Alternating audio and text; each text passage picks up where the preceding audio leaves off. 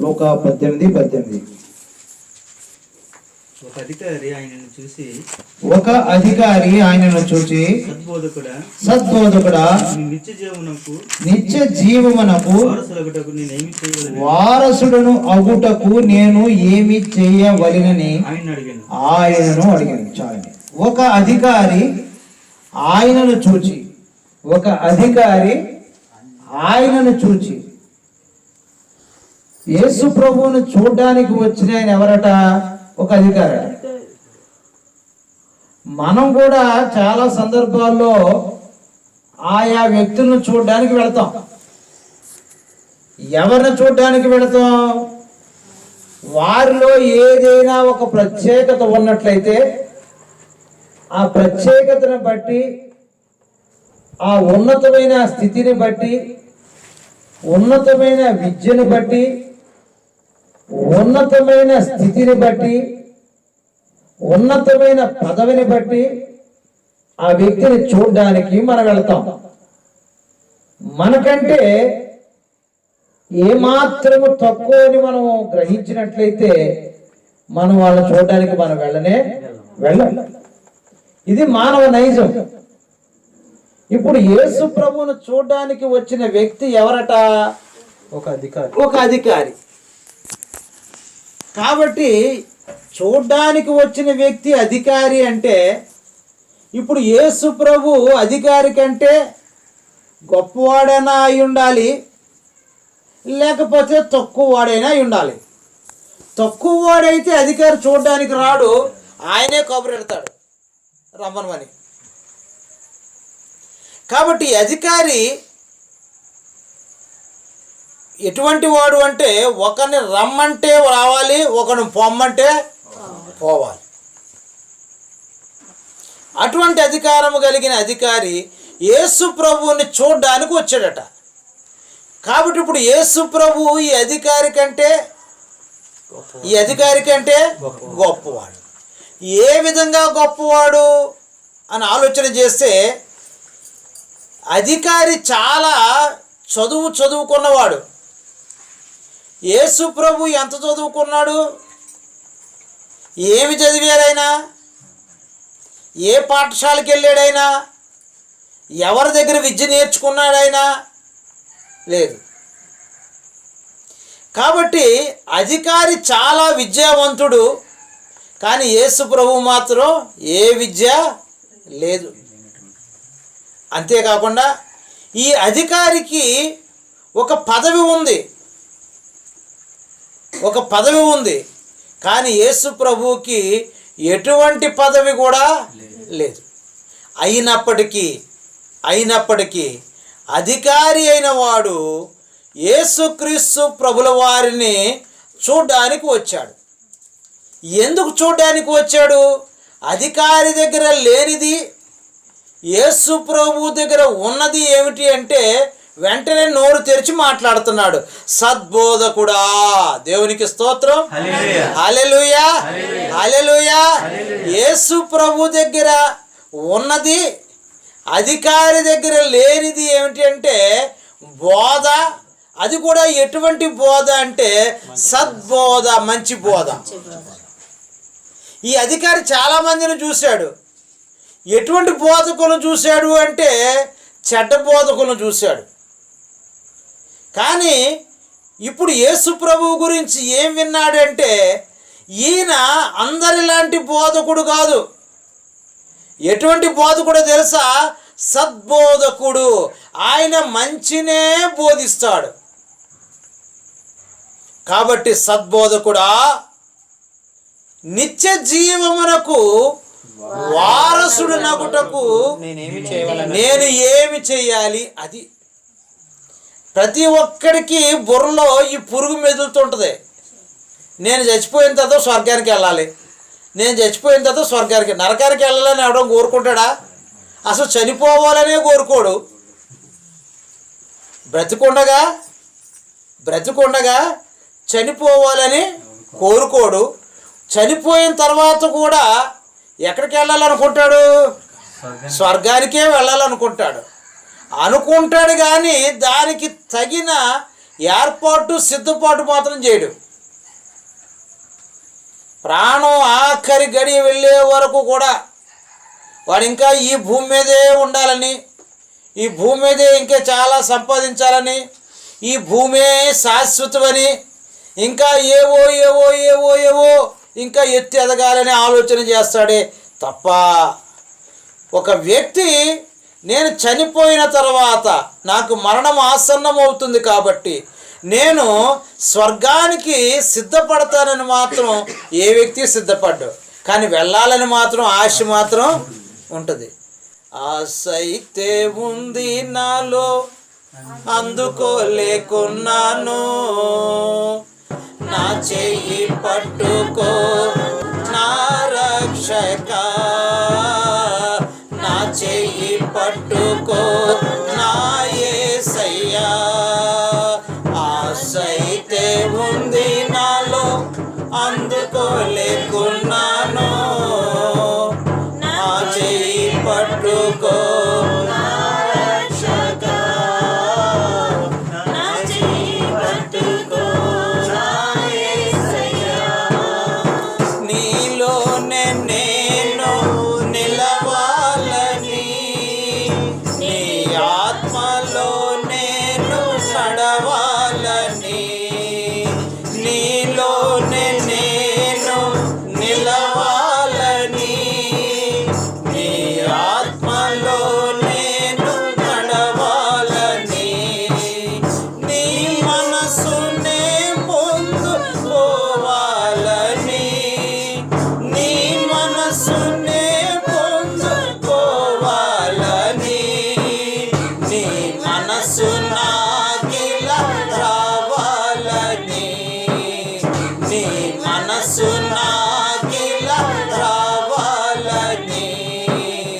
ఆశ అయితే ఉంది నాలో అందుకోలేకున్నాను, నా చెయ్యి పట్టుకో నా రక్షక, నా చెయ్యి పట్టుకో నా యేసయ్యా. దేవునికి స్తోత్రం. హల్లెలూయా, హల్లెలూయా. ఆశ అయితే ఉంది కానీ అందుకోలేకపోతున్నాను. పరలోక రాజ్యం వెళ్ళాలని, స్వర్గానికి వెళ్ళాలని ఆశ మాత్రం ఉంది కానీ అందుకోలేకపోతున్నాను. ఆశ లావట పీక సన్నమట. తెలుగులో ఒక సామెత, ఆశ లావు బోళ్ళు అంత తినేయాలని, పీక మాత్రం భగవంతుని ఎంత ఇచ్చాడు, ఇంతే. అది కానీ ఇవ్వకపోతే ఈ మానవుడు ఎంత మింగేసినో. కొంతమంది ఇంక తినడానికి విసుగొచ్చి బానేస్తున్నారు తినలేక, ఎంతసేపు తింటావురా బాబు అని. కొంతమంది ఇంక ఎంతసేపు తిన్నాక ఇంతేలే అని చెప్పి ఏదో తిన్నాము అనిపించుకొని మానేస్తున్నారు. ఎందుకో తెలుసా, దేవుడు నోట్లో ఈ రుచులకి నాలుగుతో పాటు రుచిగా ఉందని ఇంకా ఎక్కువ తినేస్తావేమో అని చెప్పి పైన ఇంకో నాలుగు నెట్టాడట. ఏ నాలుగు దాని పేరు? ఏ నాలుగు అది? కొండ నాలుగు. ఇది రుచిగా ఉందని తినమంటది, కొండ నాలుగు ఏమంటుంది, ఏం చేస్తుంది, అడ్డుపడుతుంటుంది. ఒరే అంత పెద్దవి తినకరా, అంత పెద్ద పెద్దవి తినేకు నువ్వు తగ్గించు, సైజు తగ్గించు, క్వాంటిటీ తగ్గించు, మోతాదు తగ్గించు అని చెప్పి భగవంతుడు పెట్టాడు అనమాట. కాబట్టి ఆశ లావే కానీ పీక మాత్రం సన్న. అదే రీతిగా ఈ క్రైస్తవులు అనబడిన వారికి లేదా ఈ భూమి మీద పుట్టిన ప్రతి మానవుడికి ఆశ ఉంది పరలోకానికి వెళ్ళాలని. కానీ దానికి సిద్ధపాటు మాత్రం సిద్ధపడే పరిస్థితి ప్రతి మనిషిలో కనబడట్లేదు. అందుకనే సద్బోధకుడా, నిత్య జీవమునకు వారసుడును అగుటకు నేను ఏమి చేయవలెనని ఆయనను అడిగెను. ఇంత అధికారి, ఇంత చదువరి, ఇంత పదవి ఉన్నవాడు కూడా యేసు ప్రభు దగ్గరకు వచ్చి అడుగుతున్నాడు, అయ్యా నేనేం చెయ్యాలి, అయ్యా నేనేం చెయ్యాలి. ఈ ప్రశ్న ప్రతి మానవునికి కలగాలి. నేను పరలోక రాజ్యానికి వెళ్ళాలంటే నేనేం చెయ్యాలి, నేను పరలోక రాజ్యానికి వెళ్ళాలంటే నేను ఏం చెయ్యాలి అనే ప్రశ్న ప్రతి ఒక్కడికి రావాలి. ఆ ఆశ లేకపోతేనట దేవుడు కూడా ఆశీర్వదించడట. ఆశ లేనివాడిని ఇందాక మనం పాడుకున్నాదా, ఆశ అయితే ఉంది నాలో. వాడికి ఏముంది? ఆశ ఉంది. ఆశ కలిగిన ప్రాణాన్ని దేవుడు ఏం చేస్తాడట? తృప్తిపరుస్తాడు. ఆశ లేని వాడిని దేవుడు కూడా ఆశీర్వదించడు. ఒక రోజున పొట్టోడే యేసు ప్రభువుని చూడాలని ఏం కలిగిందట వాడికి? ఆశ కలిగింది. ఆశ కలిగితే ఎప్పుడైనా తెలుగులో ఈ మధ్య టీవీల్లో కూడా ఉంది, ఏంటి? ఆలోచన ఉంటే ఏమొస్తుందట? వినలేదా మీరు? ఆలోచన ఉంటే ఏమొస్తుందట? మరుగుదొడ్డు వస్తుందట. మా ఇంట్లో మరుగుదొడ్డు ఉండాలనే ఆలోచనే కనుక ఉంటే, స్వచ్ఛ భారత్, బాగా చెప్పావు ప్రసాద్. ఆశ ఉంటేనట, ఆలోచన ఉంటేనట ఏమొస్తుందట? మరుగుదొడ్డు కూడా వస్తుందట. అసలు అదే లేకపోతే ఇది కూడా రాదు. కాబట్టి మనం వ్యంగ్యంగా చెప్పుకున్నా కానీ ప్రతి మానవునికి ఏముండాలంటే ఆశ ఉండాలి. ఇంత ధనవంతుడే లేకపోతే అధికారే కానీ ఇతనికి ఏముందంటే ఆశ ఉంది. కాబట్టి ఎక్కడికి వచ్చాడు? యేసు ప్రభు దగ్గరికి వచ్చాడు. మాకు ఆశ ఉంది కాబట్టి మేము దార్లపూడి వచ్చాం. ఇక్కడికి వచ్చిన వాళ్ళకి ఆశ ఉంది కాబట్టి ప్రార్థనకు వచ్చారు. ప్రార్థనకు రాని వాళ్ళకి ఏం లేదని ఏం లేదు. భగవంతుడు కూడా బాగు చేయలేడు. ఆశ ఉండాలి. చాలామంది అంటారు, ఎందుకు వచ్చింది ఈయనకి బాధ? ఎందుకు వచ్చింది? ఆనాటి పౌలుల బ్రతకాలని, ఆశ్చర్య కార్యాలు చేయాలని. ఆనాటి పౌలుల బ్రతకాలని, ఆశ్చర్య కార్యాలు చేయాలని, శిఖరాలు ఎక్కాలని, ఆత్మాగ్ని నాలో మండాలని, ఆత్మాగ్ని నాలో మండాలని. దేవునికి స్తోత్రం. ఎలా ఉందంటే భక్తుడికి, ఆనాటి పౌలుల బ్రతకాలని. బ్రతికితే ఎలా బ్రతకాలట? అసలు ఆనాటి పౌలు ఎలా బ్రతకాలట? ఇప్పుడు పెట్టుకునే పౌలు పెట్టుకునే పేరు పెట్టుకున్న వాళ్ళ కాదట. ఇప్పుడు పౌలు కాదు, ఎప్పుడు పౌలట? ఆనాటి పౌలుల బ్రతకాలని, ఆశ్చర్య కార్యాలు చెయ్యాలని, అది ఆత్మీయ శిఖరాలు ఎక్కాలని, ఆత్మాగ్ని నాలో మండాలని. లోపల ఏముండాలంటే ఆత్మ అగ్ని ఉండాలి. లోపల ప్రతి ఒక్కడికి అగ్ని ఉంటుంది. ఎన్నెన్ని కోళ్ళను మేకలను లోపలికి మింగేస్తే అది కాల్చేస్తుంటుంది. ఆ అగ్ని ఉంటుంది ప్రతి ఒక్కడికి. కొంచెం సేపు అయ్యేటప్పటికి అమ్మ బాబాయ్ ఆకలేస్తుంది, కడుపు ఏమవుతుందట? మండిపోతుందట. లోపల ఏముంది? అడికి అగ్ని ఉంది. కానీ ఏ అగ్ని? ఈ ఆహారాన్ని మండించే అగ్ని అది. కానీ పౌలుకున్నది ఆ అగ్ని కాదట, ఆత్మాగ్ని. ఆత్మాగ్ని. కొన్ని సంవత్సరాలు నాలో ఆ అగ్ని మండి మండి మండి ఇది ఏం చేయాలో అర్థం కాక ఓ పెన్నో కాగితం తీసుకుని ఒక పుస్తకం రాశాను. దేవునికి స్తోత్రం. హల్లెలూయా, హల్లెలూయా. ఎప్పటి నుంచో మండుతుంది. బయట పరిస్థితులు చూసి, బయట భక్తి చూసి, బయట నడిపించే విధానం చూసి మండి మండి మండి చివరికి ఏం చేశారంటే ఆ పెన్ను కాగితం మీద పెట్టి చివరికి ఆ పుస్తకం ప్రింట్ చేయించాను, మనోనేత్రం. అది చూసిన వాళ్ళు ఏమన్నారో తెలుసా? ఏమండి అన్నీ బైబిల్లోయే రాసేరేటండి అన్నారు. ఏమన్నారు? అన్నీ బైబిల్లోయే రాసేరేటండి అన్నారు. అవును, బైబిల్లోయే రాశాను. కానీ ఇప్పుడు మీకు చదువుతుంటే మీకు ఎలా ఉందో తెలుసా? అవి కొత్తగా ఉన్నట్టుగా ఉంది. ఎందుకంటే ఎప్పుడు ఎవరో చదవరు, చదివినా ఆలోచన చేయరు, ఎవరు చెప్పరు. చెబితే వాళ్ళకే నష్టం అని చెప్పి ఆ మాటలు చెప్పరు. అది చదివిన కొంతమంది అన్నారు, ఏమండి మీరు చాలా ఇది చదివిన వాళ్ళ దగ్గర నుంచి మీరు చాలా పోరాటం ఎదుర్కోవాల్సి వస్తుంది అన్నారు. అవును, పోరాటం ఎదుర్కోవలసి వచ్చినా కానీ లోపల ఉన్న మంటది. దేవునికి స్తోత్రం, హల్లెలూయా. ఆ ఆశ, ఆ మంట ఉండాలి. లేకపోతే దేవుడు కూడా ఆశీర్వదించడు. వర్షం వచ్చినా, వరద వచ్చినా, కరెంటు పోయినా, ఏమైనా సరే మా ఇంటి దగ్గర ప్రార్థన జరగాలి. చూసేవాళ్ళు అంటారు, ఇప్పుడు పెట్టుకున్నాడు ఈయన, ఏమి ఇప్పుడే పెట్టాలా అంటారు. ఆ అన్న వాళ్ళని అడగండి, ఎప్పుడు పెట్టాలో చెప్పరు. గడ్డి మేటి దగ్గర కుక్కలు ఉంటాయట, గడ్డి మేటి దగ్గర కుక్కలు ఉంటాయట. అవి తినవు, తినడానికి వచ్చిన ఆవుని తినవు.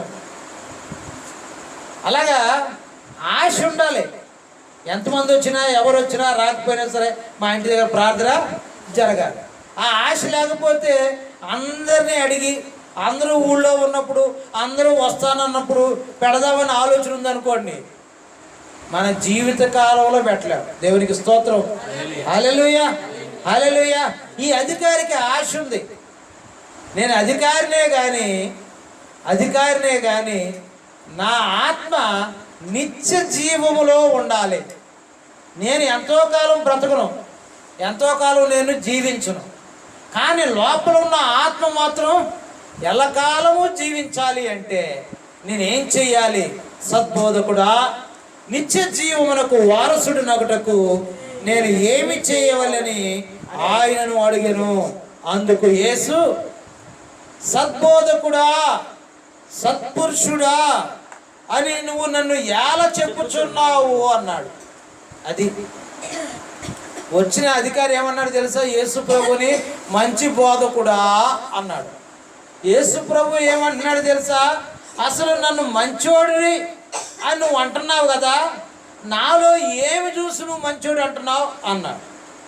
అంటే వాడు చెప్పిన మాటలోనే ఉంది, అయ్యా మీ బోధ మంచిది. దేవునికి స్తోత్రం, హల్లెలూయా. మీ బోధ మంచిది. హృదయము నిండిన దానిని బట్టి పెదవులు మాటలాడును. అది లోపల ఏమైతే ఉందో పెదవుల కూడా ద్వారా అదే వస్తుంది. బైబిల్ చదవమంటే అక్కడ మరియు అని ఉంది, ఆ చదివేవాడు మరియా అని చదువుతున్నాడట. ప్రియులారా అని ఉంది, అక్కడ ప్రియులారా అని ఉంది. రే సదరా అబ్బాయి, అక్కడ ఏముంది చదువు, సామెతల గ్రంథంలో ఏముంది చదువు అంటే ప్రియురాలా అంటున్నాడు వాడు. హృదయం దేంతో నిండిపోయింది వాడికి? ప్రియురాలతో నిండింది. కాబట్టి అక్కడ ప్రియులారా ఉన్నప్పటికీ కూడా వాడు ప్రియురాలా అనేది అవుతున్నాడు. అర్థం మారిపోలే. హృదయము నిండిన దానిని బట్టి పెదవులు మాట్లాడతాయి. కాబట్టి యేసు ప్రభు ఎక్కడ బోధించినా, ఎటువంటి బోధ బోధించాడంటే మంచి బోధే బోధించాడు. దేవునికి స్తోత్రం, హల్లెలూయా. ఈ రోజుల్లో చాలామంది బోధిస్తారు. ఏ బోధ అంటే మంచి బోధ బోధించరు, ముంచే బోధ బోధిస్తారు. అంటే బాప్తీసాలు ఇవ్వడమే వాళ్ళ పని. నేను ఇన్ని వందల మందికి బాప్తీసము ఇచ్చాను, నేను ఇన్ని వందల మందికి పెళ్ళి చేశాను. ఏమిచ్చాడట? బాప్తీసం ఇచ్చాడట. ఏం చేసాడట? పెళ్లి చేసాడట. పౌలు ఏమంటున్నాడో తెలుసా? ఒరే బాబు, నేను ఎవరికి బాప్తీసం ఇవ్వలేదురా. అదేంటి పౌలు, నువ్వు బాప్తీసం ఇవ్వలే? చాలామంది అందరూ ఇస్తారు, కానీ మీ పాస్టర్ గారు బాప్తీసం ఇస్తారా? ఎవరు? అయితే పెద్ద పాస్టర్ కాదనమాట. ఎవరు కాదు? పౌలు అంతటి వాడు ఏమంటాడు తెలుసా? బాప్తిస్మం నేను ఎవరికి ఇయ్యలేదు, బాప్తిస్మం ఇచ్చుట కొరకు దేవుడు నన్ను ఏర్పాటు చేసుకోలేదు. 1 కొరింథీయులకు రాసిన పత్రిక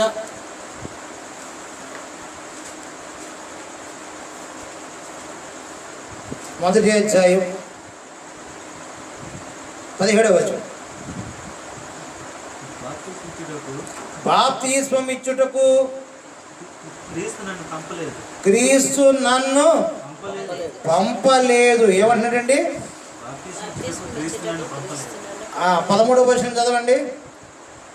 క్రీస్తు విభజించబడి 14. నా నామమున మీరు బాప్తిజము పొందితిరిని ఎవరైనాను చెప్పుకుంటున్నట్లు క్రిస్పునకును గాయకులు తప్ప మరి ఎవరికి నేను బాప్తిజం ఇయ్యలేదు. ఏరో ఒకరికో ఇద్దరికో ఇచ్చాడట పౌలు, ఇంకెవరికి ఇవ్వలేదట బాప్తిజం. అదేంటి పౌలు గారు, మీరు ఎవరికి బాప్తిజం ఇవ్వలేదా?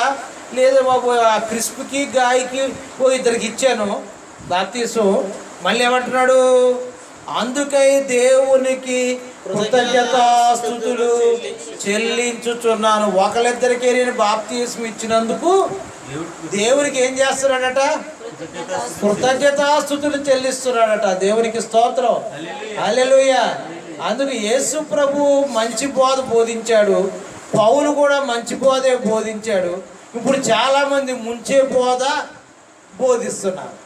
అందుకు సద్బోధకుడా, నువ్వు నన్ను సత్పురుషుడని నీవు ఎందుకు చెప్పుచున్నావు? దేవుడు ఒక్కడే తప్ప మరి ఎవడును సత్పురుషుడు కాడు. దేవుడు తప్ప ఇంకెవరు కూడా సత్పురుషుడు కాడు. సత్పురుషుడు అంటే అర్థం ఏమిటి? మంచి వ్యక్తి.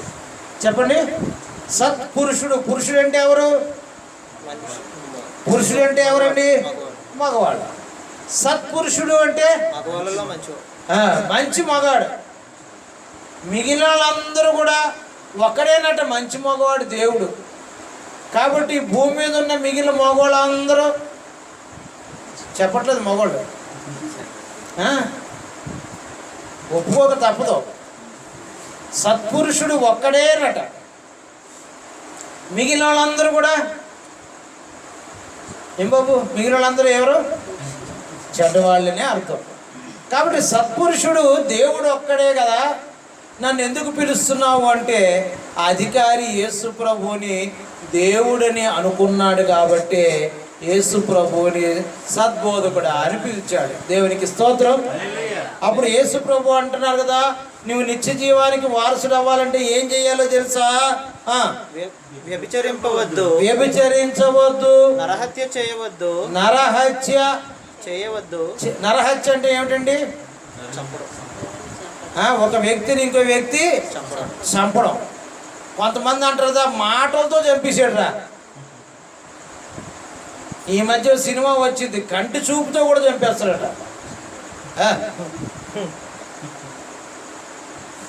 నేను సినిమాలు అస్సలు చూడను. నేను చెప్తున్నాను కానీ చూస్తున్నాను అనుకుంటున్నారేమో. అస్సలు చూడను. 35 సంవత్సరాలు అయింది సినిమా మానేసి. ఆ సినిమాకి పెట్టిన టికెట్ అంతా కూడా దాలపూడి రావడానికి పెట్టుకుంటుంటారు. దేవునికి స్తోత్రం, హల్లెలూయా, హల్లెలూయా. సద్బోధకుడా, నరహత్య చేయడం అంటే ఒక వ్యక్తి చంపడమే కాకుండా ఒక వ్యక్తి మీద కోపపడి వ్యర్థుడా, ద్రోహి అని కనుకంటే చాలట. దేంతో సమానమో తెలుసా? నరహత్యతో సమానం. హత్యలు చేసి నరకానికి వెళ్ళేవాడు ఎటువంటి వాడో సహోదరుని చూసి వ్యర్థుడా, ద్రోహి అని అన్నవాడు కూడా దేంతో సమానం? నరహత్యతో సమానం. వాడు ఎలాగైతే నరకానికి వెళ్తాడో వీడు కూడా నరకానికి వెళతాడు. కాబట్టి పెదవుల ద్వారా పాపము చేయకుండా చాలా జాగ్రత్త వహించాలి. వ్యభిచరించవద్దు, నరహత్య చేయవద్దు, దొంగిలించవద్దు అన్నాడు. అసలు సాధారణంగా మనుషులు అందరూ దొంగలే. సినిమా కూడా తీసాడు అందరూ దొంగలే అని. తెలీదా మీకు? అందరూ దొంగలేని సినిమా కూడా ఉంది. ఎందుకు తీసాడు అంటే నిజంగా అందరూ దొంగలే అనొచ్చు. నేను ఏం దొంగతనం చేశాను అని. నీకు వచ్చిన ఆదాయంలో 10వ వంతు నీవు దేవునికి ఇవ్వకపోతే నువ్వేం చేసినట్టట? చెప్పండి. పాలు అమ్ముతున్న పాలల్లో నీళ్లు కలిపేసావు. ఇప్పుడు పాల డబ్బులు ఏం చేసావు? నువ్వు దొంగిలించేసావు. వ్యాపారం చేస్తున్నావు, కాటా కొంచెం ఇలా పైకి తిప్పేసావు. ఏం చేసావు? ఎదుటివాడి దగ్గర ఓ ఎన్ని పేపర్లు వేసినా 3 కేజీలే వస్తుంది.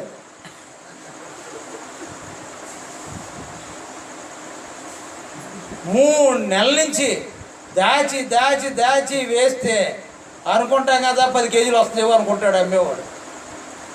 నువ్వు ఇంకేమైనా ఉన్నాయమ్మా, లోపల తీసురా, ఇంకా ఏమైనా ఉన్నాయమ్మా, ఉన్నాయి బాబు, ఇంకో కొంచెం తక్కువ వచ్చింది, ఇంకా తీసురా అంటే పనికొచ్చే పుస్తకాలు కూడా తీసుకొచ్చి బరువు కోసం వేసేస్తా తల్లి.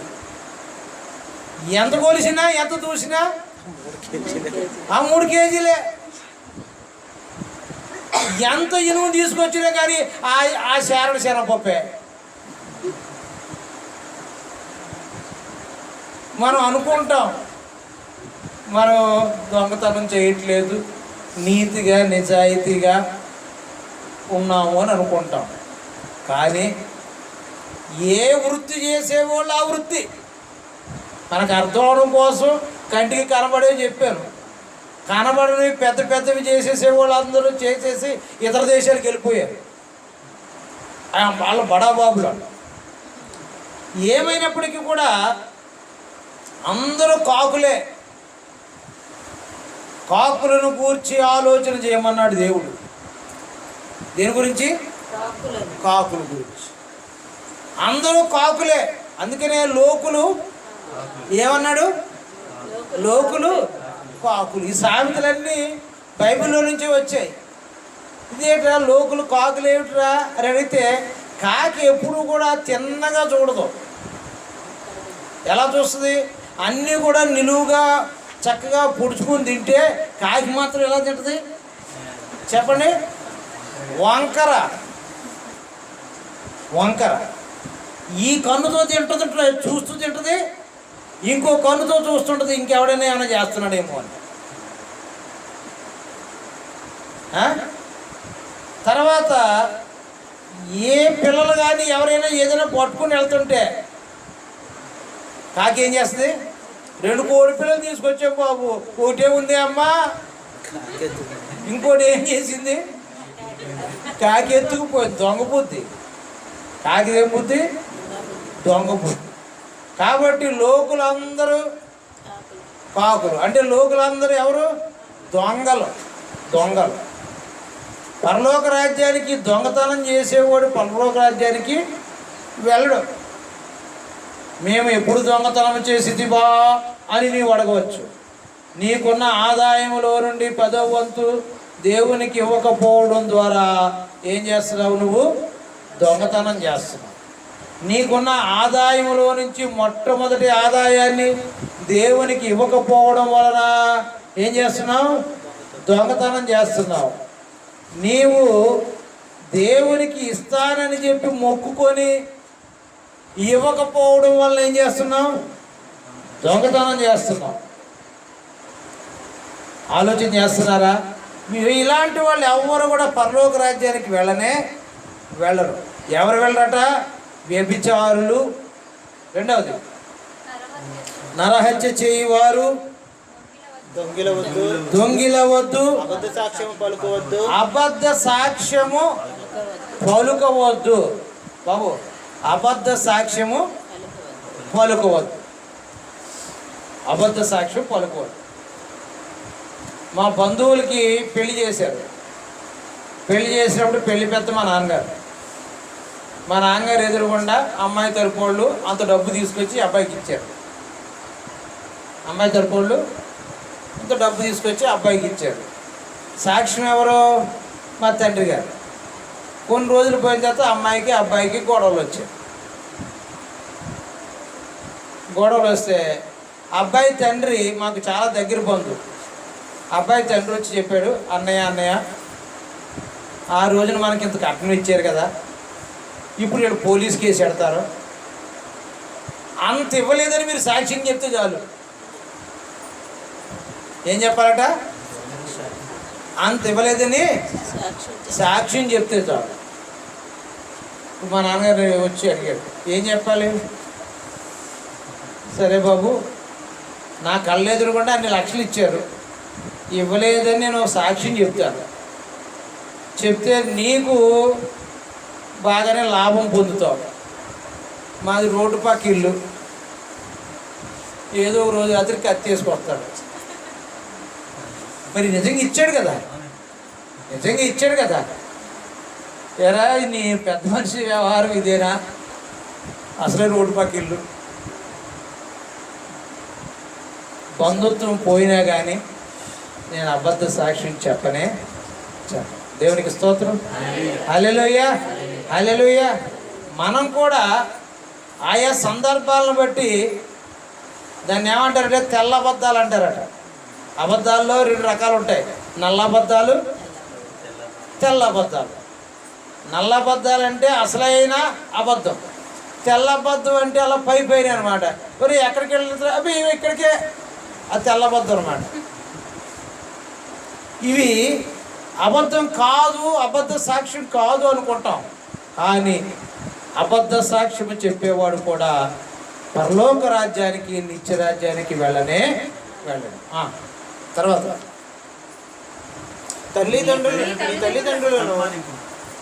నీ తల్లిదండ్రులను సన్మానించు. నీ తల్లిని ప్రసాద్, నీ తల్లిని తండ్రిని ఏం చేయాలట బాబు? ఏం చేయాలి? సన్మానించాలి. తల్లిని తండ్రిని. సాధారణంగా ఇప్పుడున్న కుర్రోళ్ళకున్న రోగం ఏంటంటే వాళ్ళ అమ్మా నాన్నలు తప్ప మిగిలిన అమ్మ నాన్నలు అందరినీ సన్మానిస్తారు.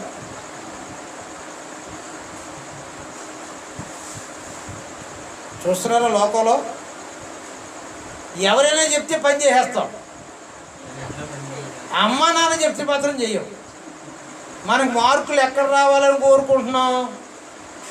ఆ ఫ్రెండ్ దగ్గర, ఫ్రెండ్ ఇంటి దగ్గర, ఆ ఫ్రెండ్ అమ్మ దగ్గర, ఫ్రెండ్ నాన్న దగ్గర ఎక్కడో మార్కులు కొట్టేయాలని చూస్తున్నావు. కానీ చాలా నష్టపోతున్నావు అని తెలియదు. ఏమిటా నష్టం అంటే నీ తల్లిని నీవు తండ్రిని గనక సన్మానించకపోతే నీవు భూమి మీద దీర్ఘాయుష్మంతుడవు అవ్వవు. అది భూమి మీద భారత కాలం బ్రతకాలంటే, ఎక్కువ కాలం జీవించాలంటే తల్లిని తండ్రిని ఏం చేయాలిమ్మా? సన్మానించాలి. సన్మానించడం అంటే ఏమిటి అంటే, ఒక అబ్బాయి ఏం చేశాడంటే బతికుండగానే ఫోటో పెట్టేసి దండేసాడు. ఒరే బాబు ఏం చేస్తున్నారా మీ అమ్మని? మీరు సన్మానిస్తున్నాను అంటున్నాడు. అదే సన్మానం. సన్మానం అంటే ఏమిటంటే, ఒక తల్లికి తండ్రికి, ఒక తండ్రికి 2 కొడుకులు ఉన్నారు. 2 కొడుకుల్లో పెద్దవాడిని పిలిచాడు. ఒరే అబ్బాయి ఆ పొలంలో పని బెత్తాయించాను, వెళ్ళి చూసిరారా అన్నాడు. పొలంలో పని బెత్తాయించాను, వెళ్ళి చూసిరారు. పొలం ఎవరిది చెప్పాలి? పొలం ఎవరిది అనుకుంటున్నాడు, తండ్రిది అనుకుంటున్నారండి. కొడుకులు ఏమనుకుంటున్నారు? తండ్రిది. తండ్రి చచ్చిపోయిన వెంటనే, పెళ్ళైన వెంటనే కోడలు అంటది ఎంతకాలం వాళ్ళు బాగా ఎప్పుడు చచ్చేలా లేరు, ఆ తదంతరం ఇస్తారట, రాసేయమని చెప్పు అంట. అప్పుడు పొద్దునే వెళ్తాడు, వెళ్ళి ఆ పొలం కొంచెం రాసి ఇచ్చేయచ్చు కదా. అబ్బాయి నా తదనంతరం అంటాడు ఆయన. తదనంతరమే కానీ కొంచెం అప్పులు ఉన్నాయి ఏమండి. ఈ ఊర్లోనే జరిగింది కదా, ఇక్కడే అది దాటుకునే వచ్చాం మనం. కొడుకులు కలిసి అమ్మేద్దామని చూసారు, రారా అంటాడు. ఊళ్ళో పెద్ద మనిషిని నేను బతికొండగా అమ్మకండి అన్నాడు ఆయన. అయిపోయింది. పిల్లలు అనుకుంటారు కదా ఆ పొలం మా నాన్నది అనుకుంటున్నాడు. పొలంలో పని చేయించి రారా అంటే పెద్దోడు ఏమన్నాడంటే నేను వెళ్ళను అన్నాడు. ఇంక తర్వాత ఎవరో చెప్తారు? ఎప్పుడు ఇంట్లో పనులు చిన్నోళ్ళకే చెప్తుంటారు. నేనే ఉదాహరణ. మొన్నటి మా సీటమ్మ, ఇప్పుడు మా చిన్నోడు. మా ఇంట్లో నాకు ఎన్ని పనులు చెప్పేవారంటే విసిగెత్తిపోయాడు. మా అమ్మగారికి సాయం చేయాలి, మా నాన్నగారికి సాయం చేయాలి. నాన్నగారు డాక్టర్ గారు కాబట్టి వచ్చే పేషెంట్లకు కూడా నేనే చేయాలి. చిన్నోడు కాబట్టి పెద్దోడు పై ఉన్నోడు ముగ్గురు కూడా ఏం చెప్తారు? ఇంట్లో కూడా పేరు 2 అక్షరాలే, బుజ్జి అనేవారు. చివరికి చిరాకు వచ్చేసి నా పేరు మార్చేసుకుంటాను, 2 అక్షరాలు సులువుగా ఉంది, అందరూ పిలిచేస్తారు. పెద్ద పేరు పెట్టేసుకుంటాను, మీరు పిలవడం కష్టమైపోయి ఇంకా నన్ను పిలవడం మానేస్తారు అనేవాడు. కోప్పడిపోయేవాడు. మా అమ్మగారు అనేవారు, ఒరే దున్ని పొడుస్తారా ఏమనేవారు? పొడవండి ఎక్కువ పొడవడు, చచ్చిపోయి ఊరుకుంటుంది అనేవాడు. ఎంత చిరాకు వచ్చేసేదో. కాబట్టి పిల్లలకి ఎలా ఉంటుందంటే పెద్దోళ్ళు ఏం చెప్పినా సరే కొంచెం చిరాకుగా ఉంటుంది. కానీ నీవు భూమి మీద దీర్ఘాయుష్మంతుడు అవ్వాలి అంటే నీ తల్లిని నీ తండ్రిని సన్మానించు. దేవునికి స్తోత్రం. హల్లెలూయా, హల్లెలూయా. 21వ ఏట నాకు పెద్ద గండం ఉందని చెప్పాడట ఎవడో. అక్కడ ప్రార్థన పెట్టుకుంటే పక్కవాడికి నష్టం జరుగుతుందని ఎవడో చెప్పాడట కదా. అలాగే ఈ ఎవడో చెప్పాడట మా అమ్మగారికి 21వ ఏట పెద్ద గండం ఉందని.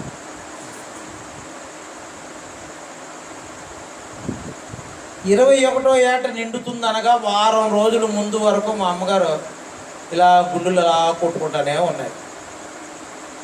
అప్పుడు ఫోన్ చేసి చెప్పాను, నాకు మచిలీపట్నం ట్రైనింగ్ వచ్చింది, వారం రోజులు అన్నాను. ఇంకా ఆఖరు వారం దాడితే నాకు 21 నిండిపోతుంది. ఇప్పుడు ఇంక వారం ఉందనగా ఏం చెప్పాను, మచిలీపట్నంలో ట్రైనింగ్ ఉంది, ట్రైనింగ్కి వెళ్తున్నాను. అమ్మయ్య, ఆ సిద్ధాంతి చెప్పింది రైట్ అయిపోయేటట్టుంది. గండం ఉందన్నారు, ఇంతకాలం వచ్చింది, ఇప్పుడు ప్రయాణం వచ్చింది, దూర ప్రాంతం వెళ్తున్నాడు అని. ఆ 21వ సంవత్సరం తిరిగి వచ్చి పుట్టినరోజు పండుగ చేసుకుని అయిపోయిన తర్వాత మా అమ్మగారు చెప్పారు, బాబు ఇది నీ పరిస్థితి అని. అప్పటి నుండి ఇంతవరకు ఆయుష్ దీర్ఘాయుష్ భగవంతుడు అనుగ్రహించాడు అంటే తల్లిని తండ్రిని సన్మానించాడు. దేవునికి స్తోత్రం. హల్లెలూయా, హల్లెలూయా. కాబట్టి నీవు నిత్య జీవానికి నిత్య రాజ్యానికి వారసుడు అవ్వాలి అంటే తల్లిని తండ్రిని సన్మానించాలి. పెద్దోడేమో వెళ్ళన్నాడు, చిన్నోడు ఏం చేశాడు? వెళ్తాను అన్నాడు. ఇప్పుడు తండ్రి మాట ఎవరు విన్నారు? చిన్నోడు. కొంతసేపు అయిన తర్వాత పెద్దోడు చూశాడు, చిన్నోడు ఫ్రెండ్స్తో ఆడుకుంటున్నాడు. ఏం చేస్తున్నాడు? ఫ్రెండ్స్ తోటి ఆడుకుంటున్నాడు. కానీ ఇది ఎక్కడికి వెళ్ళాలి? పొలంలో పని చేయించడానికి వెళ్ళాలి. అయ్యో ఇదేంటి, నేనేమో వెళ్ళన్నానని చెప్పి నాన్న తమ్ముడికి చెప్పాడు, వీడు వెళతానని చెప్పి మానేశాడు, ఇప్పుడు పొలంలో పని ఎవరు చేయిస్తారు అని చెప్పి పెద్దోడు బయలుదేరి ఆ పొలంలో పని చేయించుకుని వచ్చాడు. ఇప్పుడు తండ్రి మాట ఎవరు విన్నారు? చెప్పండి, ఎవరు విన్నారు? వినడం అంటే అర్థం ఏమిటంటే చెవులతో వినడం కాదు, చెయ్యడం అని అర్థం. దేవునికి స్తోత్రం. హల్లెలూయా. మీ అబ్బాయి మీ అమ్మాయి మీ మాట వింటారా? ఎందుకంటారు బాబు, వాళ్ళకి చెవుడు ఏమీ లేదు, వింటారు. పిలిస్తే వినబడుతుంది. అదే వినడం అంటే. వినడం అంటే అర్థం ఏమిటి? చెప్పినట్టు చెయ్యడం. అలాగా తండ్రి హృదయాన్ని గుర్తెరిగి ఈ భూమి మీద ఆయన పనిని నెరవేర్చి సమాప్తమైందని చెప్పినవాడు ప్రభువైన యేసుక్రీస్తు. దేవునికి స్తోత్రం. హల్లెలూయా. తండ్రి కూడా చెప్పలేదట, చెప్పకుండానే ఆయన హృదయంలో ఏముందో కూడా. చాలామంది అంటారు, నువ్వు చెప్పకపోతే నీ గుండెల్లోకి వెళ్ళి దూరు చూస్తావా, చెప్పచ్చు కదా అంటారు. చెప్పకుండానే తండ్రి యొక్క హృదయంలో ఏముందో, అందుకనే ఏమన్నాడు తెలుసా? ఈయన నా ప్రియ కుమారుడు, ఈయన యందు నేను ఆనందించుచున్నాను అన్నాడు. ఈయన నా ప్రియ కుమారుడు, ఈయన యందు ఆనందిస్తున్నాను. ఎందుకు ఆనందిస్తున్నానో తెలుసా? నా హృదయ అంతరంగమును ఎరిగినవాడు. దేవునికి స్తోత్రం. హల్లెలూయా. కాబట్టి పిల్లలారా, మీరు భూమి మీద దీర్ఘాయుష్మంతులు అవ్వాలి అంటే మీ తల్లిని తండ్రిని ఏం చేయాలి? సన్మానించాలి. తెలుగులో పాట ఉంది, తల్లిదండ్రులను గురువులను ఎల్లవేళలా చెప్పరా మీరు? తల్లిదండ్రులను గురువులను ఎల్లవేళలా కొలిచిదమ్మమ్మ, జాతి గౌరవం నిలిపెదమ్మమ్మ. మా తెలుగు తల్లిగా ఆ పాటలో ఉంటుంది. తల్లిదండ్రులను గురువులను ఎల్లవేళలా ఏం చేస్తారట? ఎలాగట? కొలుస్తారట. ఎప్పుడు? ఈ 6 అడుగులు పెట్టి ఎప్పుడో వద్దా అనట. అదట కొలవడం అంటే. ఎన్ని అడుగులు అది కొలిస్తే? అది కాదు కొలవడం అంటే, సన్మానించాలి. తర్వాత అబద్ధ సాక్ష్యము పలకవద్దు, నీ తల్లిదండ్రులను సన్మానింపుము అను ఆజ్ఞలను ఎరుగుదువు కదా అని అతనితో చెప్పాను. అది నీకు తెలుసు కదా, ఇవన్నీ నిత్యరాజ్యానికి వారసులు అవ్వాలంటే ఇవన్నీ చెయ్యాలని నీకు తెలుసు కదా అంటే అతడు ఏమంటున్నాడో తెలుసా? అందుకు అతడు బాల్యము నుండి వీటిని అన్నిటినీ ఆచరించుచునే ఉన్నాను. బాల్యము నుండి వీటిని అన్నిటినీ అనుసరించుచునే ఉన్నాను అన్నాడు. దేవునికి స్తోత్రం, హల్లెలూయా. ఎంత మంచి అధికారి! సాధారణంగా అధికారి అన్నవాడు మంచోడు ఉండడు. సాధారణంగా వాడి అధికారాన్ని బట్టి వాడు అంతటి వాడు లేడు అనుకుంటాడు. కానీ ఇతను ఏం చేశాడట? అబద్ధం ఆడలేదట, అబద్ధ సాక్ష్యం చెప్పలేదట, దొంగతనం చేయలేదట, తల్లిదండ్రులను కూడా సన్మానించాడట, వ్యభిచరించలేదట, నరహత్య చేయలేదట, పరుషంగా మాట్లాడలేదట. ఇవన్నీ కూడా అనుసరించుచునే ఉన్నాను. యేసు విని నీకు ఇంకా ఒకటి కొదువ ఉన్నదని నీకు ఇంకా ఒకటి కొదువుగా ఉన్నది. ఈ అధికారి ఏమనుకున్నాడంటే, నువ్వు ఇవన్నీ పాటిస్తున్నావు కాబట్టి నీకు నిత్య జీవం వచ్చేస్తుంది పో. చాలామంది అంటారు కదా, ప్రార్థన చేసి నెత్తి చేసి ప్రార్థన చేసి వెళ్ళిపో తగ్గిపోతులే అంటాడు. ఇక్కడ బాగు చేయడు. ఏమంటాడు? పో అంటాడు. కొంతమంది ఎంత చేసినా పడిపోవడం, ఇంకలేదు పడిపోతే కదా లేవడానికి. ఇలాంటివన్నీ కూడా ముంచే బోధలు చాలా ఉన్నాయి. ఇక్కడ యేసు ప్రభు దగ్గరికి వచ్చి అనుకున్నాడు కదా ఈ ధనవంతుడు, ఇవన్నీ నువ్వు చేస్తున్నావు కాబట్టి నువ్వు నిత్య జీవానికి నిత్యరాజ్యానికి వెళ్ళిపోతావు పో అంటాడేమో అనుకున్నాడు. కానీ యేసు ప్రభు ఏమన్నాడు తెలుసా? నువ్వు ఇవన్నీ చేస్తున్నావు కానీ నీకు ఒకటి కొదువుగా ఉన్నది. అది ఇక్కడ చేరిన మనం అందరం కూడా ఆలోచన చేయాలి. ఆ దినాన్ని ఆ అధికారితో చెప్పిన యేసు ప్రభు ఈ రాత్రి మనకు కూడా చెప్తున్నాడు, నీకు ఒకటి ఏముంది? కొదువుగా ఉంది. అది ఏమిటో, ఆ కొదువేంటో నీకు తెలుసు, యేసయ్యకి తెలుసు అంతే. ఇంకెవరిని అడిగినా చెప్పలేరు. చెప్పించుకుందామని 10 చెప్పించుకుందామని నువ్వు వెళ్ళినా కానీ ఆ 10 చెప్పి ఆవిడ చెప్పదు, నువ్వే చెప్పాలి. ఇదిగో ఈ దిక్కురున్నాడు, ఏ దిక్కో చెప్పదు. తూర్పా అని మనమే చెప్పాలి. కాబట్టి నువ్వు ఎక్కడికి వెళ్ళినా ఎవరి చేత చెప్పించుకున్నా నీలో కొదువు ఏముందో ఇంకెవ్వరూ చెప్పలేడు. అది నీకు తెలుసు, యేసయ్యకి తెలుసు అంతే. ఆ అధికారితో యేసయ్య మాట్లాడుతున్నాడు, ఇంకా నీకు ఒకటి కొదువుగా ఉన్నది. కలిగినవన్నీ అమ్మి బీదలకి ఇమ్ము. నీకు కలిగినవన్నీ. కొదువు అంటే అర్థం ఏంటి అసలు? కొదువు అంటే లోటు. కొదువు అంటే లోటు. యేసు ప్రభు ఏమంటున్నాడు? నీకు కలిగినవన్నీ అంటున్నాడు. వీడికి బోళ్ళు ఉన్నాయి కానీ యేసయ్య ఏమంటున్నాడు? కొదువు అంటున్నాడు. నీకు అంత ఉండడమే నీకు కొదువ. దేవునికి స్తోత్రం, హల్లెలూయా. ఆలోచన చేశారా? నీకు అంత ఉండడమే నీకేమిటి? కొదువ. కొంతమందికి చాలా డబ్బు ఉంటుంది, మాకు ఈ భూమి మీద ఇంకేది లోటు లేదండి. లోటు లేకపోవడం కాదురా అబ్బాయి, నువ్వు పరలోక రాజ్యానికి వెళ్ళకపోవడానికి నీ ఆస్తే నీకు కొదువ. మాకు ఆదివారం సెలవు ఇవ్వరండి, మా ఉద్యోగం చాలా గొప్పదండి. ఆ ఉద్యోగమే మనకు కొదువ. ఈవేళ నేను బ్యాంక్కి వెళ్ళాలి, నిన్న సెలవు రేపు సెలవు, మధ్యలో బ్యాంక్కి ఖచ్చితంగా వెళ్ళాలి. ప్రసన్న గారు వచ్చి ఈవేళ సెలవు పెట్టేయండి అన్న. అబ్బాయి నా ఉద్యోగం అన్నాను అనుకోండి, ఆ ఉద్యోగం నాకేమవుద్ది? నాది చాలా పెద్ద ఉద్యోగం ఇలాగ అనుకున్నాను అనుకోండి, పరలోక రాజ్యానికి వెళ్ళకపోవడానికి ఆ ఉద్యోగమే ఏమైపోద్దట? కొదువైపోద్ది. మా కొత్తగా అండి కోడలు వచ్చింది, ప్రార్థనకి రాలేనండి.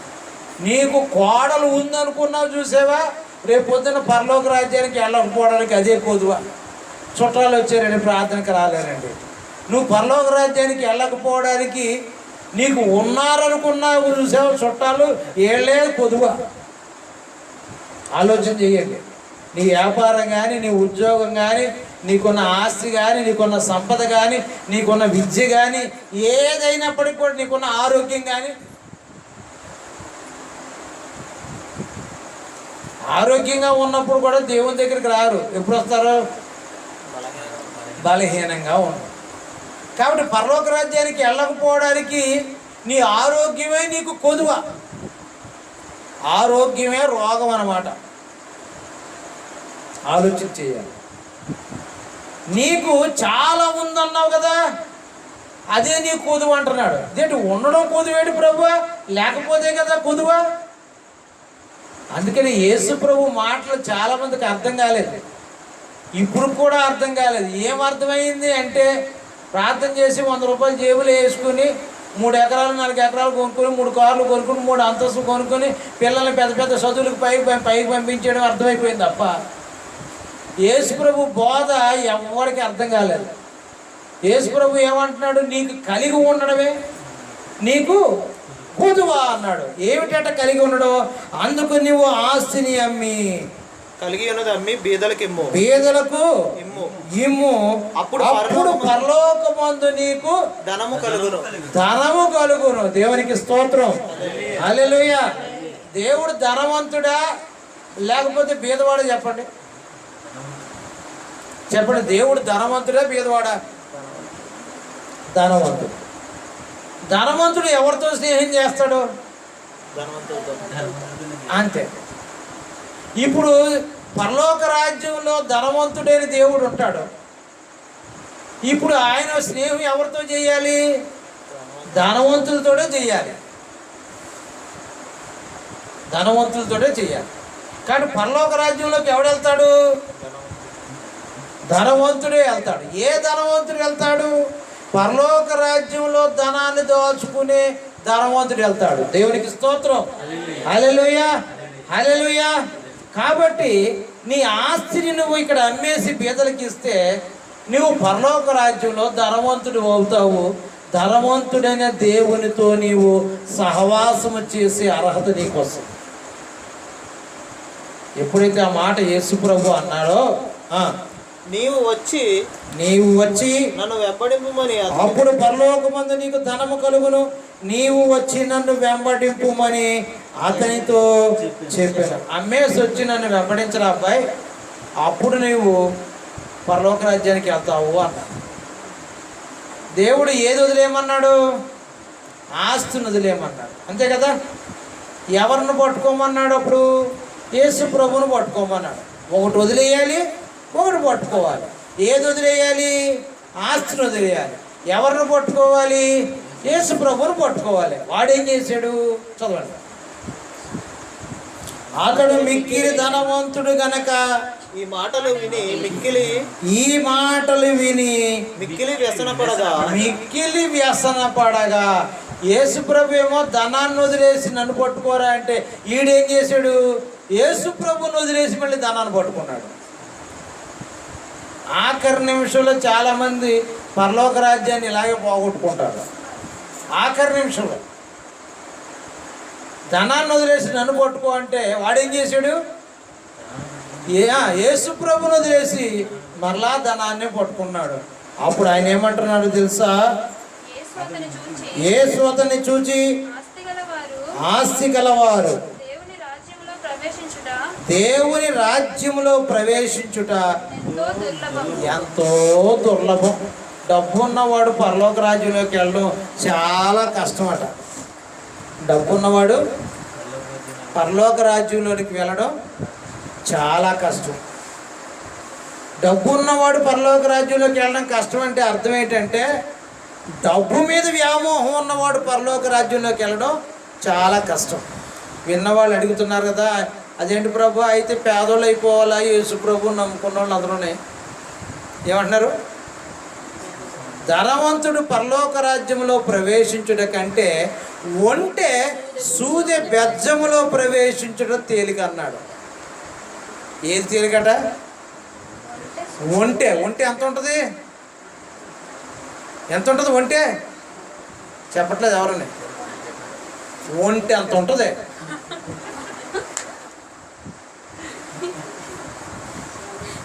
ఒంటె ఎంత ఉంటుంది? అంత ఉన్న ఒంటె సూది బెజ్జములో వెళ్ళడం అట తేలికట. దేనికంటే ధనవంతుడు పరలోక రాజ్యములో ప్రవేశించుట కంటే. వాడికి ధనం అనేది వాడికున్న లోటు, వాడు ధనము కలిగి ఉండడం వాడికున్న లోపం. ఈ రాత్రి ఇక్కడ చేరిన మనం కూడా పరలోక రాజ్యంలో ప్రవేశించకపోవడానికి అన్నీ పరిపూర్ణంగా ఉన్నాయనుకుంటున్నాం, కానీ ఏదో ఒక లోపం ఉంది, ఏదో ఒక కలిమి ఉంది, ఏదో ఒక లోటు ఉంది. అది ఏమిటి లోటు అనేది ఈ రాత్రి మనం గుర్తించి దాన్ని సరిచేసుకొని యేసు ప్రభువును గనక వెంబడించినట్లయితే మనము పరలోక రాజ్యంలో ప్రవేశిస్తాం. పులుపు కొంచెమైనను చిన్నదే కదా అనుకుంటాం, చిన్నదే కదా, ఇది ఒకటే కదా అనుకుంటాం. నాకు ఏమి లేదండి, సాయంకాలం అలాగా కొంచెం చిన్నది పుచ్చుకుంటానండి. ఏం పుచ్చుకుంటాడట? ఆ చిన్నది పుచ్చుకుంటాను. ఆ చిన్నది పుచ్చుకున్నప్పుడే అండి నేను కొంచెం చిన్న ఓడి కాలుస్తానండి. అది కాల్చినప్పుడే చిన్న ఒక్క పొడి కానీ కిల్లి కానీ అప్పుడే వేసుకుంటాను. ఇది అస్తమానం వేసుకోనండి, అది చేసినప్పుడే ఇది చేస్తానండి, అంతే. అది చిన్నది అంతే. మనకు ఏం చెప్పాడు? చిన్నది చిన్న సుక్క అన్నాడు. తర్వాత ఆడు చేసేవన్నీ చెప్తానే ఉన్నాడు. పులుపు కొంచెమే కానీ ముద్ద అంతా ఏం చేస్తుంది? పాడు చేస్తుంది. ఈ రాత్రి మనం అనుకుంటున్నాం ఆ చిన్నదే కదా, ఒకటే కదా, సరి చేసుకుందాంలే కదా అనుకుంటున్నాం. సరి చేసుకోలేం. సరి చేసుకునే అవకాశం ఈ రాత్రి ఆ భగవంతుడు మనకి ఇచ్చాడు. దేవునికి స్తోత్రం. హల్లెలూయా, హల్లెలూయా. మనల్ని మనం సరి చేసుకుని ఆ ఒక్కటి కూడా విడిచిపెట్టి పరలోక రాజ్యానికి హక్కుదారులగినట్లుగా పరిశుద్ధాత్మ దేవుడు మెండుగా మనకు సహాయం దయచేయను గాక. తల వచ్చినట్టు ప్రార్థన చేసుకుంటాం.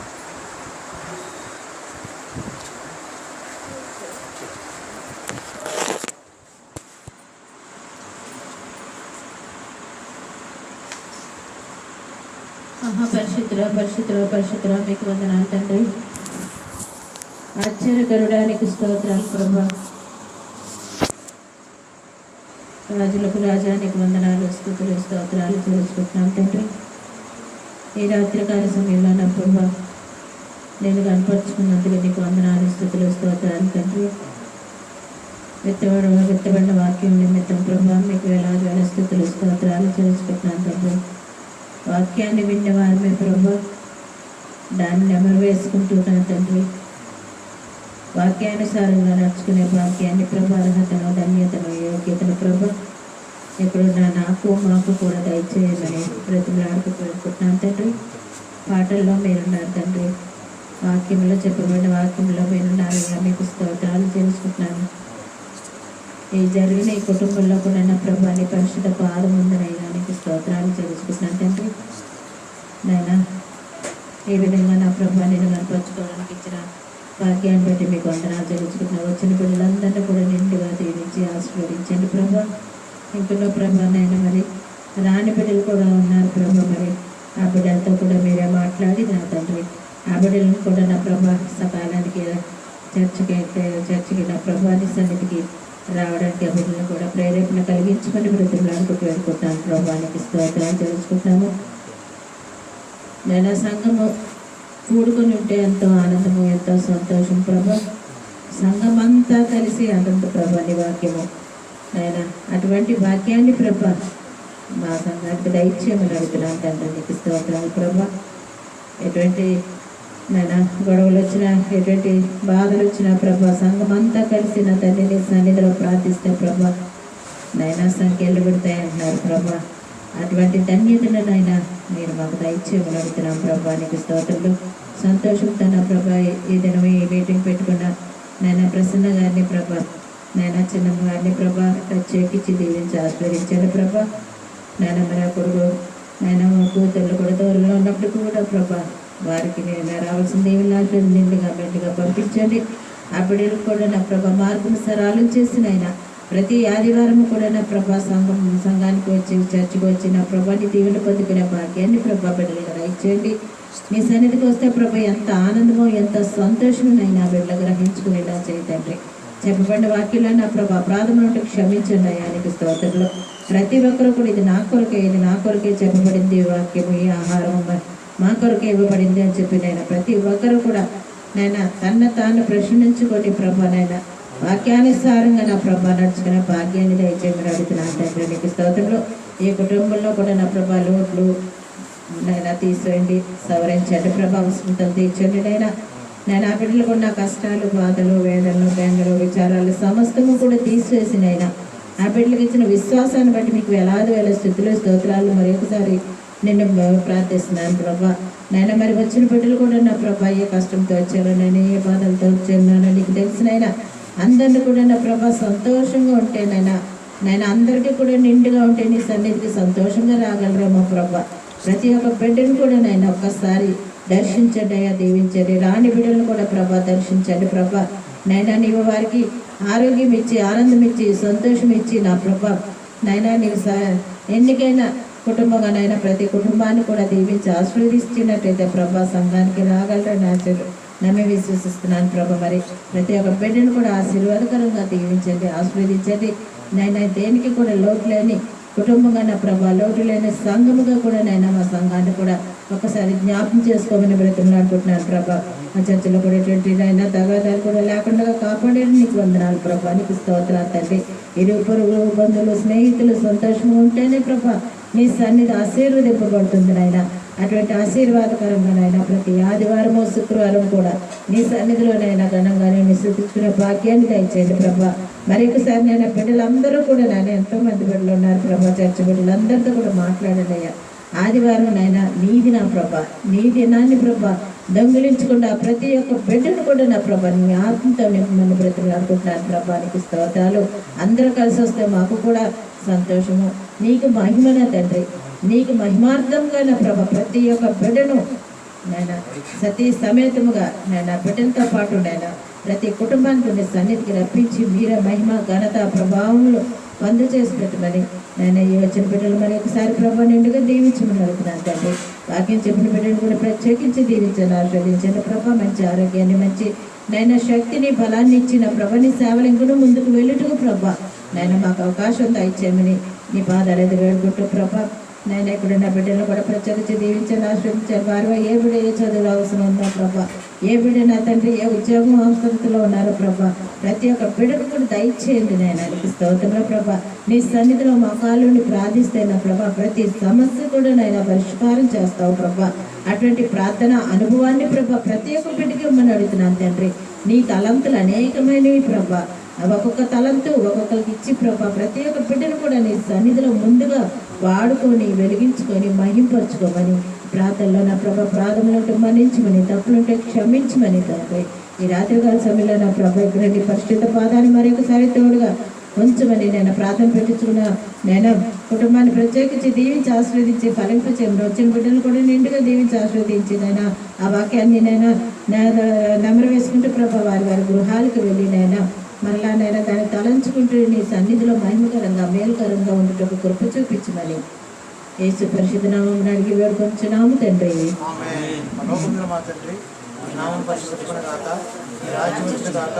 మీ చిత్తంలో భూమి మీద వేరుగాక. మారున ఆహారం దయచేయండి.